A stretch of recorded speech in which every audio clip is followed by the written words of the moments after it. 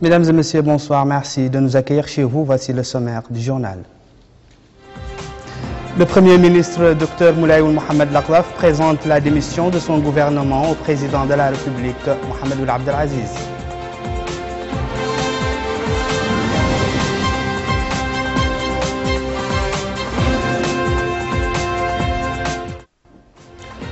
La présidence par notre pays de l'Union africaine constitue une reconnaissance et une appréciation par cette organisation de l'action diplomatique de la Mauritanie et de ses efforts en faveur de la paix et du développement du continent.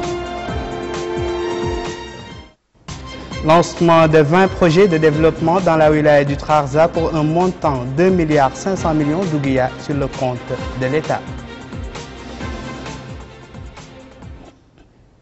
Bonsoir, je vous le disais dans les titres, le Premier ministre Dr Moulay Mohamed Laklaf a présenté aujourd'hui au président de la République, Mohamed Ould Abdel Aziz, la démission de son gouvernement.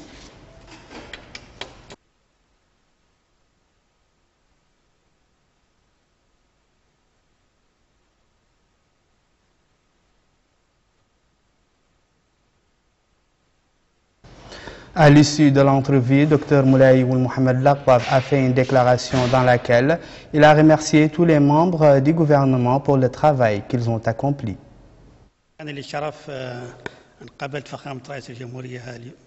J'ai été reçu en audience par le président de la République, M. Mohamed Ould Abdel Aziz, à qui j'ai présenté la démission du gouvernement. J'ai saisi cette occasion pour présenter mes remerciements à tous les membres du gouvernement pour le travail qu'ils ont accompli, qui commence à donner ses fruits sur tous les plans, qu'il s'agisse de l'accès de l'ensemble des citoyens au service de l'eau, de l'électricité, de la santé et de l'enseignement. Le président de la République annoncera en temps opportun la nomination du nouveau gouvernement.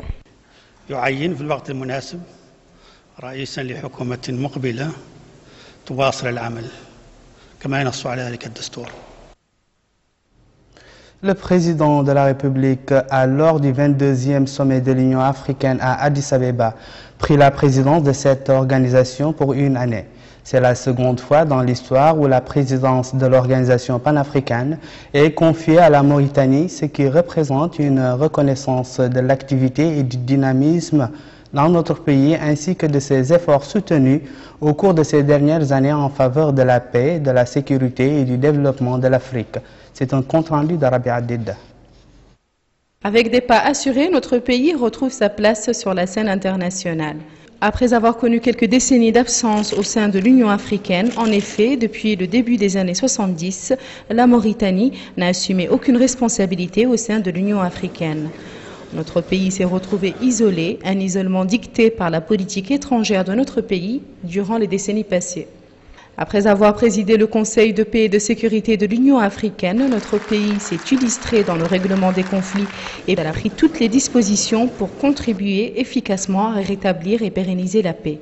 Je me rappelle personnellement avoir été associé à une initiative qui a été présidée par le président Abdelaziz, quand il était président du Conseil de paix et de sécurité pour la Côte d'Ivoire, déjà à l'époque. Un certain nombre de réunions ont eu lieu à Nouakchott pour essayer, dans le cadre de la délégation de haut niveau de l'Union africaine. Et ensuite, les efforts du président dans le cadre de la crise libyenne. Donc le président Abdelaziz a assumé très honorablement ses fonctions en tant que président du Conseil de paix et de sécurité et le voilà désormais consacré comme président de l'Union africaine. Et en tant que Nations Unies, nous allons travailler étroitement avec le président de l'Union africaine, avec la commission de l'Union africaine, la présidence de la commission et tous nos collègues de la commission pour renforcer le partenariat entre les Nations Unies et la paix en Afrique. Après les efforts soutenus pendant les dernières années en faveur de la paix, de la sécurité et du développement de l'Afrique, la Mauritanie accède à la présidence de l'Union africaine. La place qu'occupe à présent notre pays n'a pu se concrétiser sans la volonté ferme des autorités de changer l'image de notre pays et de lui donner l'image qui lui sied au sein de la scène internationale. L'élection de la Mauritanie à la tête de l'Union africaine fut appréciée par les pairs du président de la République sur le continent africain. Je suis très heureux de l'élection du président Mohamed Ould Abdel Aziz en sa qualité de président de l'Union africaine. C'est un voisin. Et je pense qu'aujourd'hui, dans son discours inaugural, il a prouvé déjà qu'il avait hautement les qualités pour diriger l'organisation continentale. Le président Abdelaziz a une conscience aiguë des enjeux, des défis auxquels notre continent est actuellement confronté. Et nous sommes donc félicités que le choix se soit porté sur lui. La Libye est très heureuse de la désignation de la Mauritanie à la présidence de l'Union africaine. Je suis très heureux de l'élection du président mauritanien à la tête de l'Union africaine.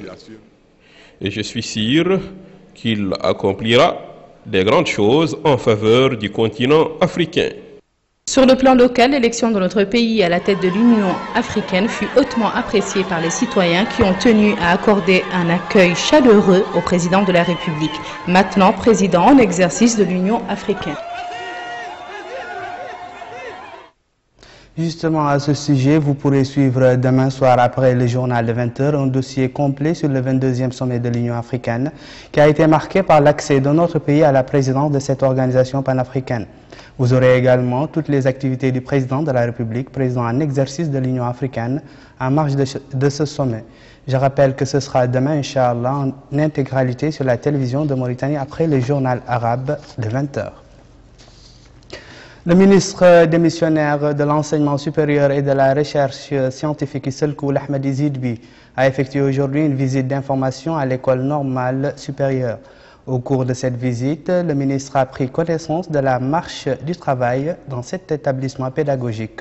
Plus de précisions avec Babacar Ndiaye. Visite de terrain et d'écoute du ministre de l'Enseignement supérieur et de la Recherche scientifique à l'École normale supérieure de Nouakchott. Un contact dont l'objectif est d'encourager ses responsables à redoubler d'efforts afin de maintenir la qualité d'enseignement de cet établissement. Le ministre en a profité pour d'abord visiter l'École normale supérieure de Nouakchott avant d'inviter sa direction à accentuer ses efforts sur le renforcement du rendement pédagogique. C'est un honneur pour moi de visiter cette école, le plus ancien établissement de l'enseignement supérieur en Mauritanie. Cette visite dénote de l'importance que le président de la République, M. Mohamed Ould Abdelaziz, accorde aux établissements supérieurs, notamment pour leur rôle dans la formation de nos élites. Cette école est très importante puisqu'elle forme les professeurs de l'enseignement secondaire et les inspecteurs de l'enseignement fondamental. Je suis venu constater sur place ce que cette école fait. Je quitte avec des appréciations positives sur le travail des responsables de cet établissement.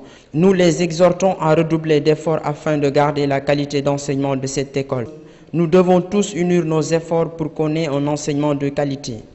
Après cette visite, le ministre de l'Enseignement supérieur et de la Recherche scientifique a eu des rencontres avec les étudiants et le corps professoral. Depuis sa création en 1970, l'École normale supérieure de Nouakchott a formé plus de 7500 enseignants et inspecteurs.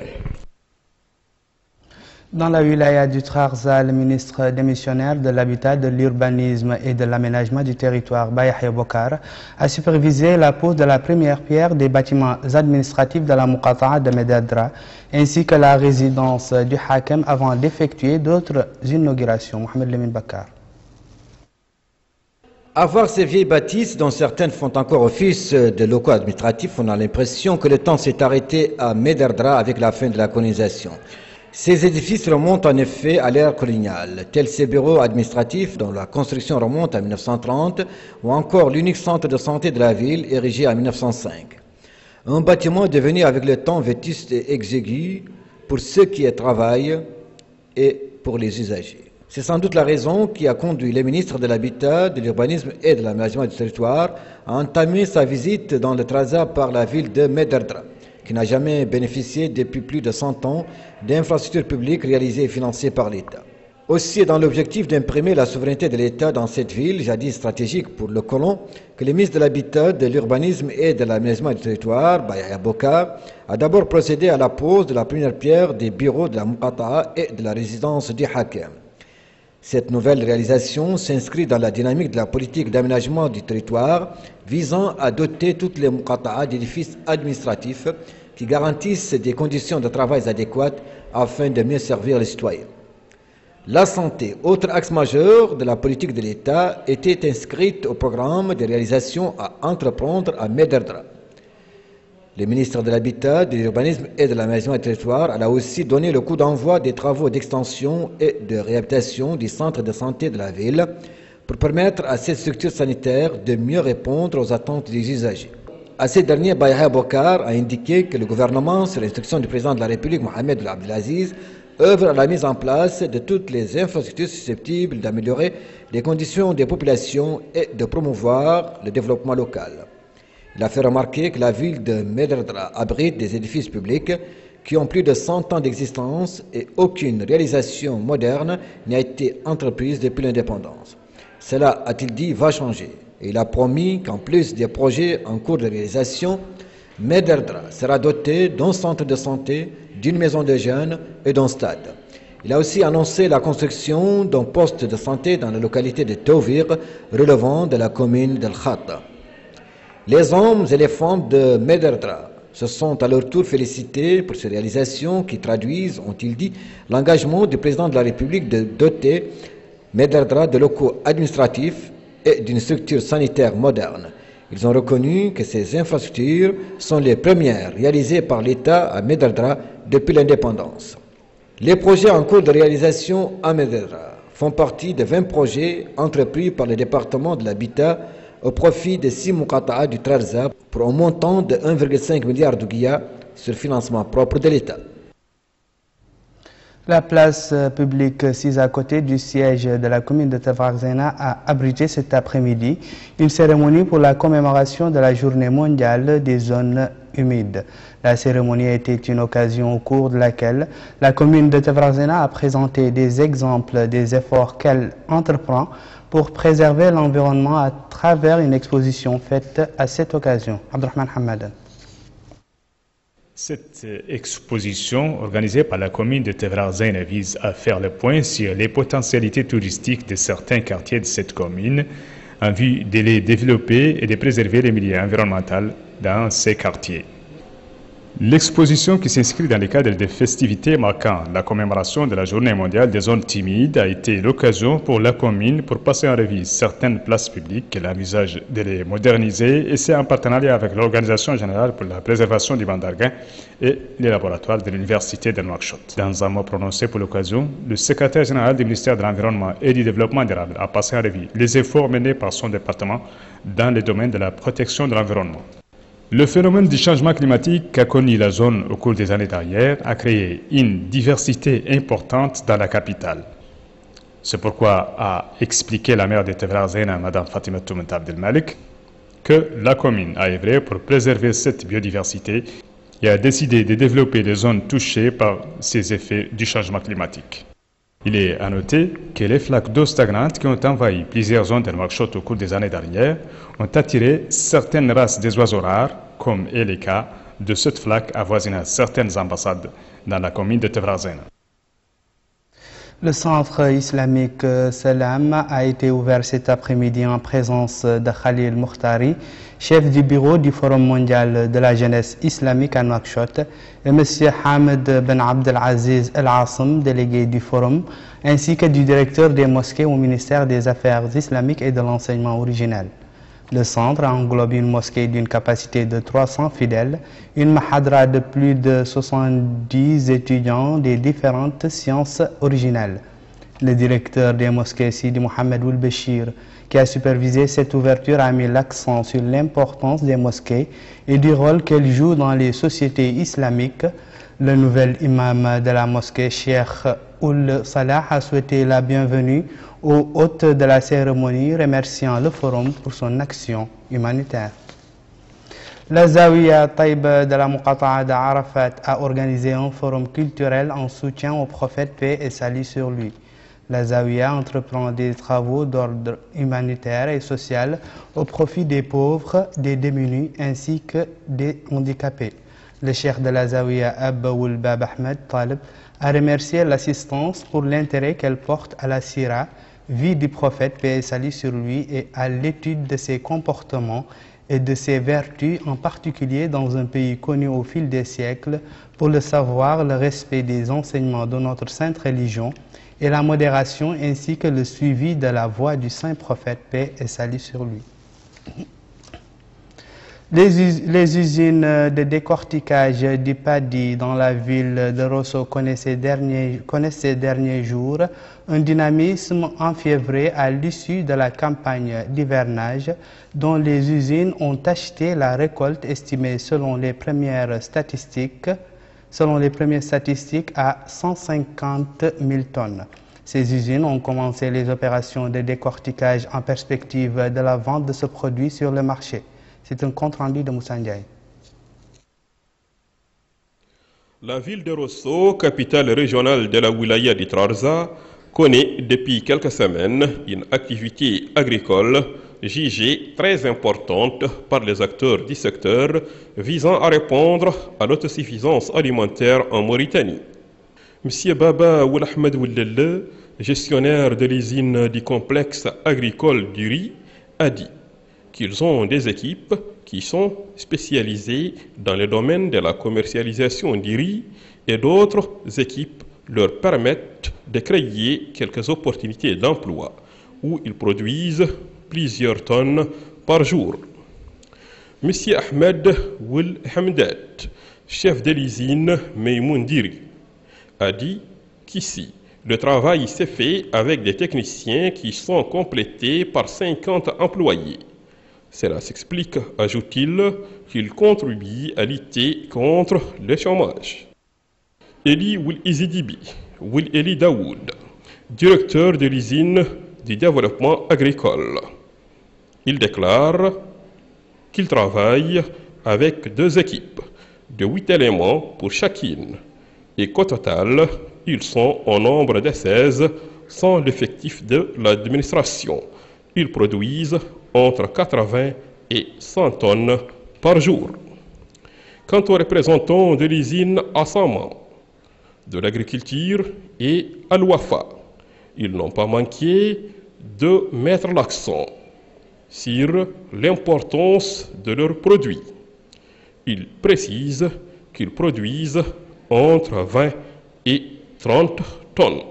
En citant en référence ces différentes interventions, on note que la haute autorité du pays ne ménage aucun effort pour accompagner les efforts des acteurs du secteur de l'agriculture en Mauritanie.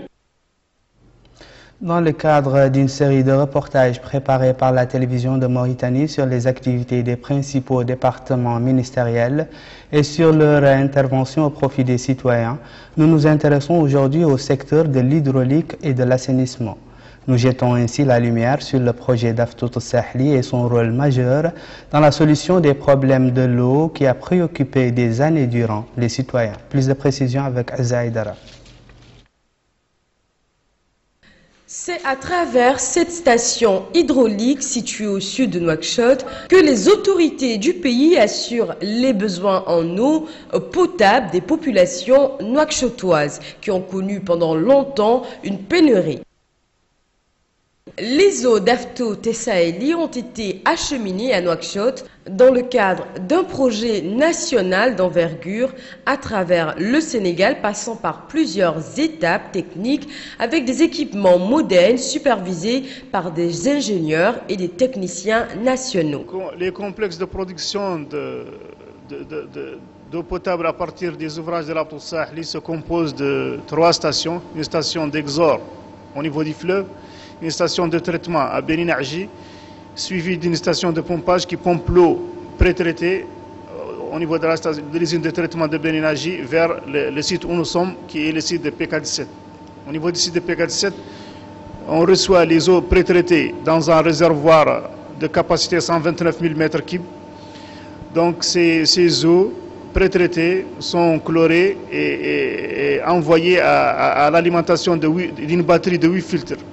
Puis elle va dans un réservoir 6000 m3 qui est le réservoir d'eau filtrée. Cette eau filtrée va gravitairement vers la station où nous sommes, dont le rôle est de hisser ces eaux au réservoir Sirtour 1000 m3. À partir de ce réservoir Sirtour 1000 m3, les eaux partent gravitairement vers l'alimentation, le besoin du réseau, le besoin réel du réseau de la ville de Nouakchott. Ce projet produit actuellement 250 000 m3 d'eau potable, raison pour laquelle le département concerné œuvre pour faciliter l'arrivée de cette eau, tout en préparant un vaste réseau de distribution qui s'étend dans tous les quartiers de Nouakchott. Des travaux de réhabilitation ont été également engagés pour préparer un réseau de distribution fiable. L'État donc a mis en place un projet de distribution, un projet de réseau de distribution, de réhabilitation et le renforcement des réseaux de distribution, qui est un très grand projet, un projet structurant, qui est composé de 8 lots et qui va permettre, comme je l'ai dit, à doter la ville d'un réseau neuf, moderne, d'environ 1000 km, parce qu'on va changer pratiquement tous les réseaux, et la réalisation de 100 000 branchements sociaux. Notons que ce projet d'extension d'eau potable dans la capitale envisage le raccordement de plus de 1000 km de tuyaux, ouvrant ainsi la possibilité à plus de 100 000 ménages d'avoir accès à l'eau potable. C'était la dernière note de ce journal. Voici le rappel des titres. Le Premier ministre Dr Moulaye Mohamed Laqrab présente la démission de son gouvernement au président de la République, Mohamed Abdelaziz.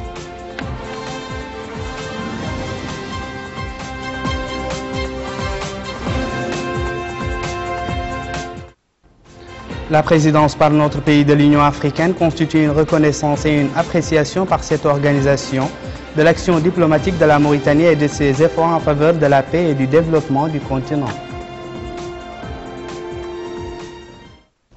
Lancement de 20 projets de développement dans la wilaya du Trarza pour un montant de 2,5 milliards d'ouguiya sur le compte de l'État. D'ici ou d'ailleurs, merci de nous avoir suivis. Merci également de votre fidélité. Au revoir.